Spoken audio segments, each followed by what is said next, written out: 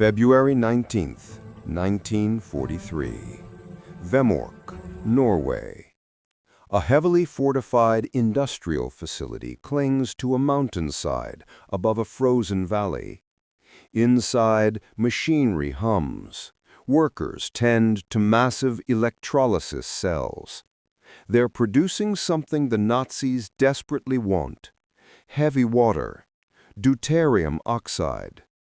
To most people, it's just an industrial chemical. But to nuclear physicists, it's the key to building an atomic bomb.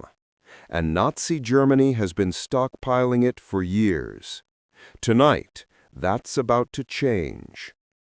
In the darkness outside, 9 Norwegian Commandos move silently through the snow. They've been training for months. They know the layout by heart. They know where the guards patrol. They know exactly where to place the explosives. Their mission? Destroy the heavy water production. Sabotage Hitler's atomic bomb program. If they fail, Nazi Germany might become the first nation to possess nuclear weapons. If they succeed, they might change the course of World War II. They have one chance, one night, and the fate of millions might depend on what happens in the next few hours. This is the story of the most important sabotage mission of World War II, the secret war to stop Hitler from getting the bomb. To understand this mission, we need to understand the race for the atomic bomb. The science. In December 1938, German scientists Otto Hahn and Fritz Strassmann achieved nuclear fission, splitting the uranium atom. This wasn't just a scientific curiosity, it released enormous energy. Physicists worldwide immediately recognized the implications. This energy could be weaponized. An atomic bomb was theoretically possible. The German advantage. In 1939, Nazi Germany had significant advantages in the nuclear race. Scientific leadership. They'd discovered fission first. Werner Heisenberg, one of the world's top physicists, led their program. Strong physics tradition in German universities. Resources. Access to uranium ore from occupied Czechoslovakia. Control of industrial facilities across occupied Europe. Well-funded research programs. Motivation. Hitler wanted wonder weapons to turn the tide of war. The regime supported advanced weapons research. For the Allies, this was terrifying. What if Hitler got the bomb first? The Allied response. When war began, Allied scientists, many of them Jewish refugees who'd fled Nazi Germany, warned their governments. Albert Einstein, though a pacifist, wrote to President Roosevelt in August 1939 warning that Germany might be developing atomic weapons. Britain launched Tube Alloys, their atomic program. The U.S. would later launch the Manhattan Project. But in 1940-42, the Allies were playing catch-up. They needed to slow down the German program. The heavy water problem. Here's the technical issue. To build an atomic bomb, or even a nuclear reactor, you need to sustain a chain reaction of fission. Natural uranium contains mostly U-238, which absorbs neutrons. Only 0.7% is U-235, which splits and releases more neutrons. You need a moderator, something to slow down neutrons without absorbing them, allowing the chain reaction to continue. Options.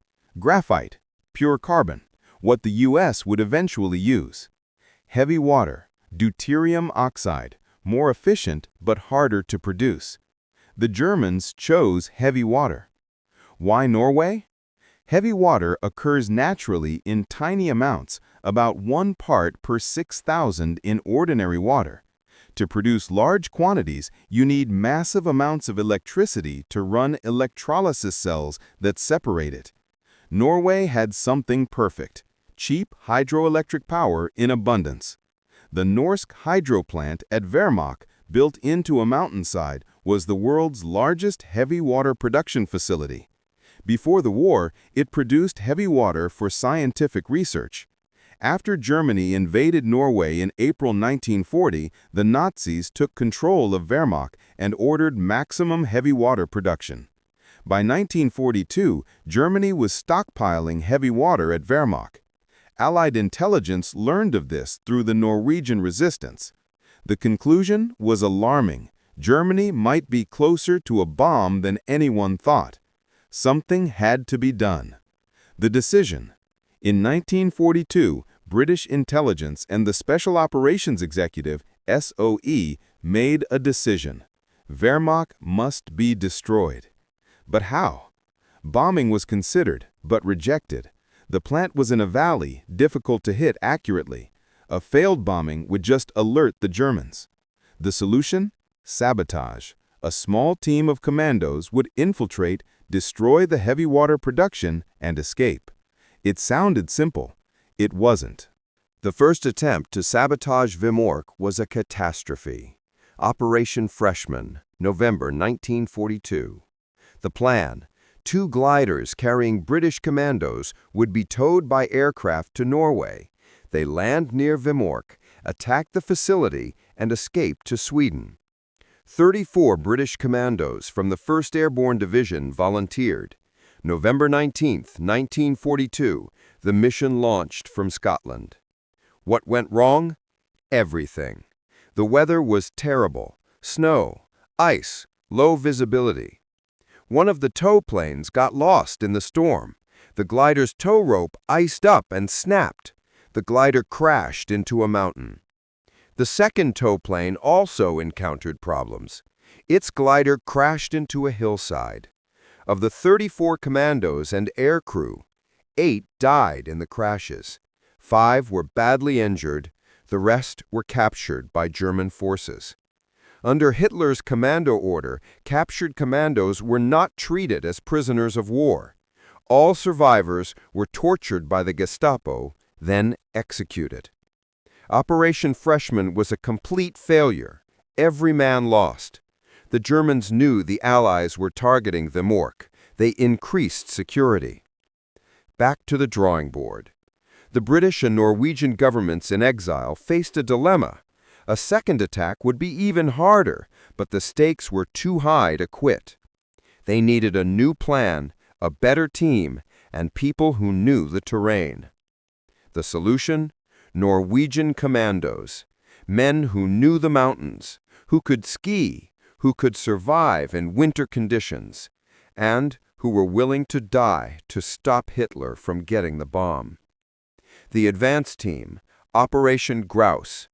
In October 1942, before Operation Freshman, 4 Norwegian commandos had parachuted into Norway to prepare for the British attack. Their code name? Grouse, later renamed Swallow when their mission changed. When Freshman failed, Grouse team was stranded. They were supposed to guide the British gliders. Now they were alone in the Norwegian mountains in winter. They waited, living in a tiny cabin, surviving on moss and reindeer, evading German patrols. For months, they maintained radio contact with Britain, provided intelligence, and waited for the next mission.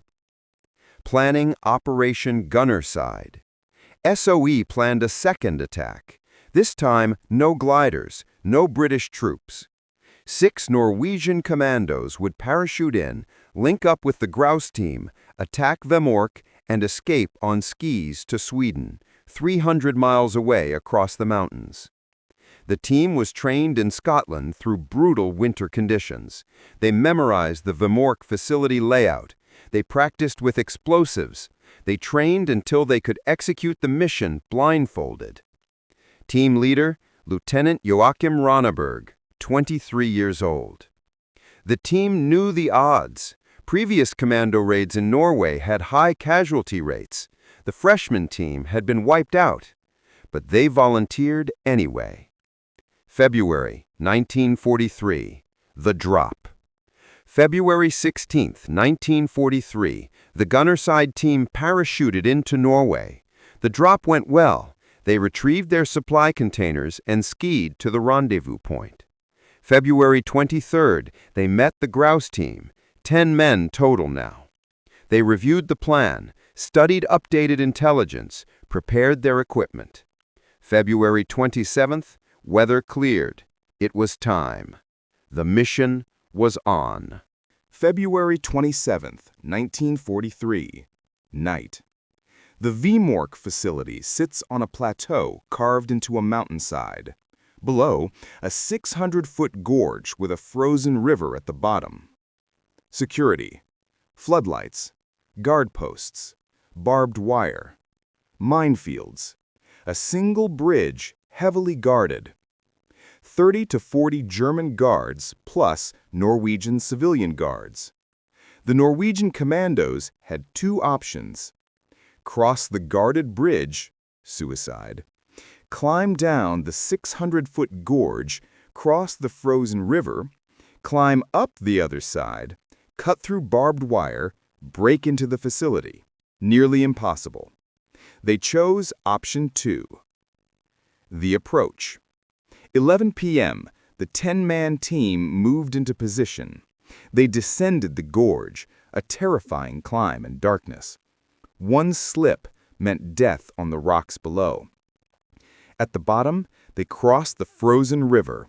The ice groaned beneath their weight. Then, up the other side, 600 feet of near-vertical climbing in the dark with full gear. It took hours.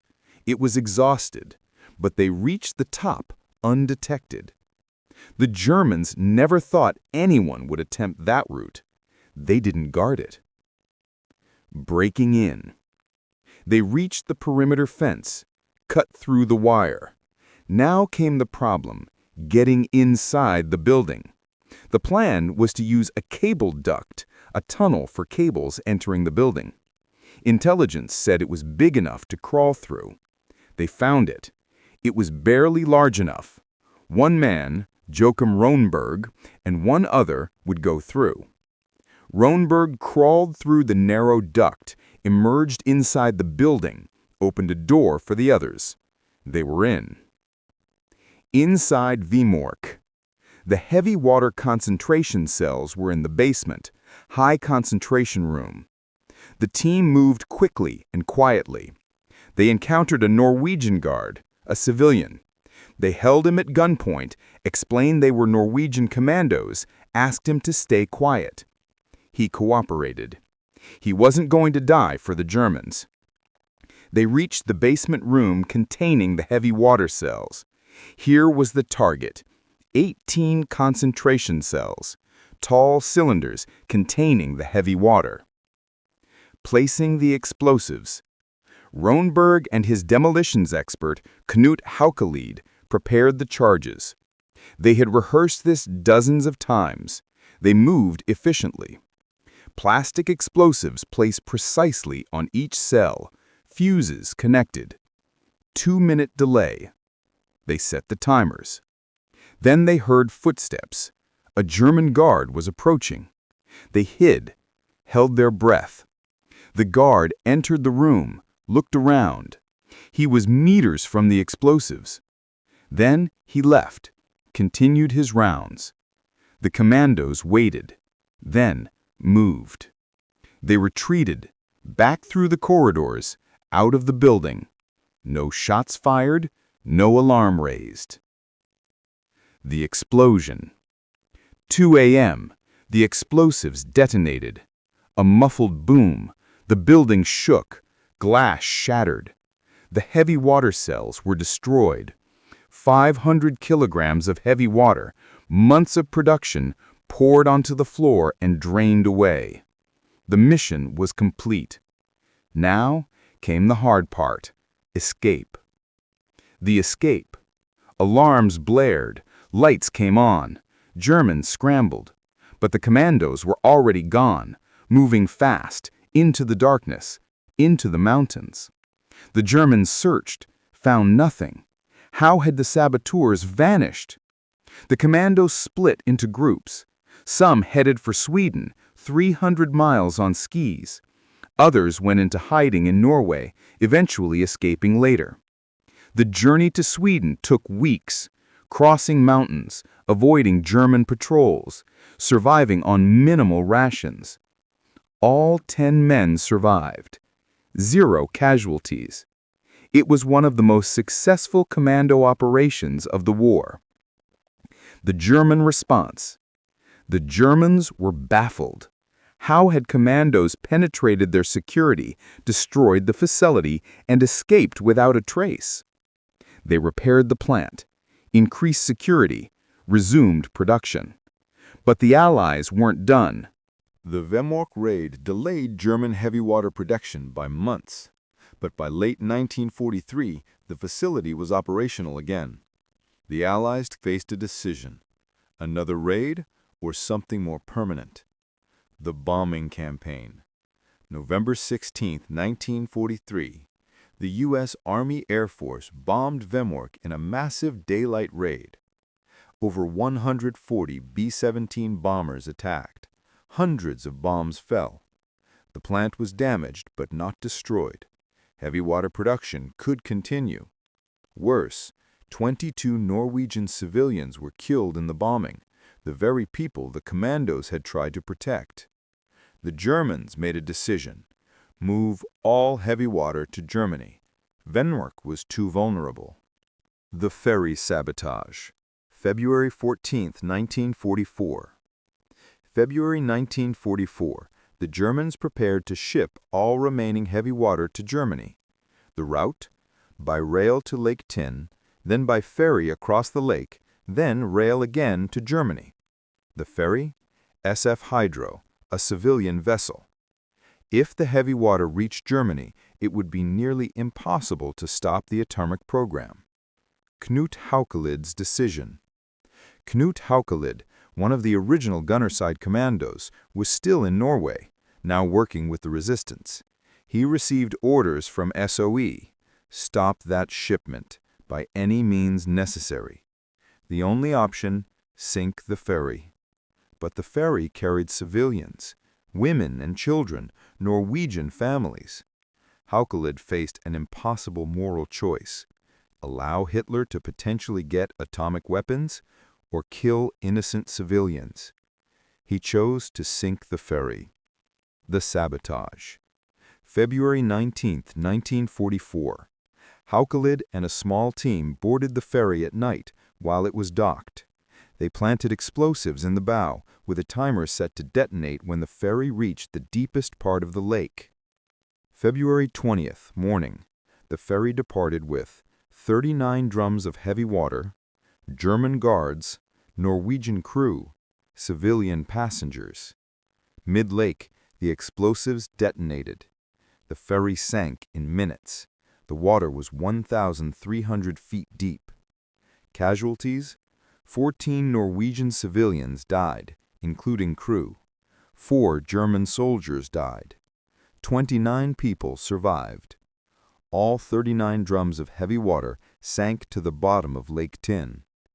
Germany's heavy water stockpile was gone. The end of the German atomic program. Without heavy water, the German atomic program couldn't proceed with their chosen method. They never recovered. By 1945, with Germany collapsing, the program was effectively dead.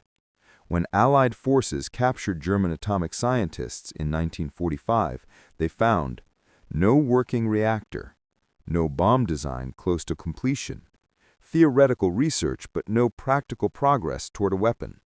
The sabotage missions had worked. How close were they really? Post-war analysis revealed Germany was never as close as the Allies feared. The German atomic program suffered from organizational problems, no unified program like the Manhattan Project, resource shortages, wartime demands prioritized other weapons, scientific errors, key miscalculations in their research, brain drain. Jewish scientists had fled taking expertise with them, and lack of priority. Hitler didn't fully commit resources, but the Allies couldn't have known this in 1942 or 43. They had to assume the worst. They had to act. and the sabotage missions ensured Germany never got the chance to succeed. Today, Vemork is a museum. The heavy water cells are on display. Tourists walk through the basement where the Commandos placed their explosives. A plaque commemorates the brave Norwegians who risked everything to stop Hitler's atomic program. The heroes. The men of Operations Grouse, Swallow, and Gunnerside became legends in Norway. Joachim Roneberg lived until 2018, aged 99. He rarely spoke about the mission, saying simply, "We did what had to be done." When asked if sinking the ferry with civilians aboard was justified, Knut Haukelid said, "It was the most difficult decision I ever made, but I would make it again." The legacy. The Vemork sabotage is considered one of the most important special operations missions of World War II. It demonstrated small teams can achieve strategic objectives. Special operations can change the course of wars. Courage and skill can overcome overwhelming odds. But it also demonstrated the moral complexity of war. The Commandos were heroes, but their actions required terrible choices. Civilians died. Was it worth it? If Germany had developed atomic weapons, the answer is clearly yes. But we'll never know for certain how close Germany really was. The what if? Imagine if the sabotage missions had failed, if Germany had maintained heavy water production, if their atomic program had progressed unimpeded. Hitler with atomic weapons in 1944 or 1945? It's a nightmare scenario. Berlin being destroyed by the Soviets might have been answered with atomic retaliation. London, Moscow, New York, atomic targets. The war might have taken a different, even more horrific turn. The men who skied through Norwegian mountains and planted explosives in a basement might have prevented that nightmare. The lesson. The Vemork sabotage teaches us something important. Small actions can have enormous consequences. 10 men, one night, a few kilograms of explosives, and potentially the fate of millions. Courage matters. Sacrifice matters. And sometimes, ordinary people doing extraordinary things can change history. The Commandos who climbed that gorge in the darkness didn't know for certain they were preventing atomic catastrophe. They just knew they had to try, and they succeeded. Today, we live in a world where multiple nations have atomic weapons. The nightmare they prevented, a Nazi atomic bomb, never came to pass. In part because of 10 Norwegian commandos who spent a freezing night in February 1943 doing the impossible. They sabotaged Hitler's nuke and changed the world.